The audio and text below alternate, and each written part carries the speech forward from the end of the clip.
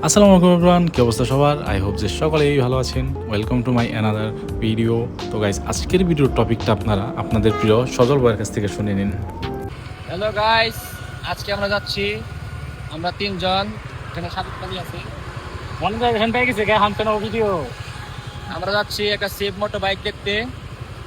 মানে সামনে যে বাইকটা কিনবো আমি, সেটা সেফ মোটো হবে। তাই একটা বাইক আজকে ট্রেটা দিতে যাচ্ছি।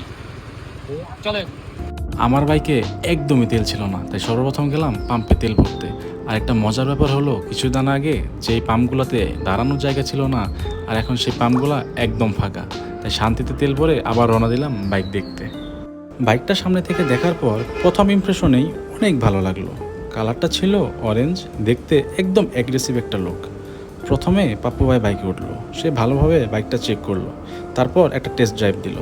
দেখেই বোঝা যাচ্ছিল বাইকটার অনেক পাওয়ারফুল অ্যান্ড এর টর্ক অনেক বেশি। এরপর সজল ভাই বাইকে উঠলো টেস্ট ড্রাইভ দেওয়ার জন্য, আর তার মুখ দেখে বোঝা যাচ্ছিল সে অনেক খুশি, কারণ সে এখন সেফ মোটো বাইক কিনবে।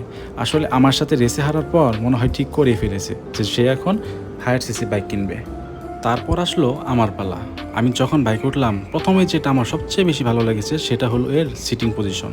অনেক কমফোর্টেবল লাগছিল, থ্রটলটাও ছিল অনেক স্মুথ, আর অ্যাক্সেলারেশন যা বলার বাইরে। হায়ার সিসি বাইক বলে কথা, পাওয়ারটা পুরোপুরি একদম ফিল করা যাচ্ছিল। এরপরই দেখা হয়ে গেল আমাদের কিছু খুদে বন্ধুদের সাথে। তারা মাদ্রাসার জানালা থেকে জিজ্ঞেস করতেছিল যে বাইকটা কি আমাদের নাকি, আর বাইকটার নাম কি। তো গাইজ, কিছু কারণে বাইকটা কেনা হয়নি, যার কারণে আজকের ভিডিওটা এখানে শেষ করতে হচ্ছে। দেখা হচ্ছে আবার নতুন কোনো ভিডিওতে। সবাই ভালো থাকবেন, সুস্থ থাকবেন। আল্লাহ হাফেজ সবাইকে।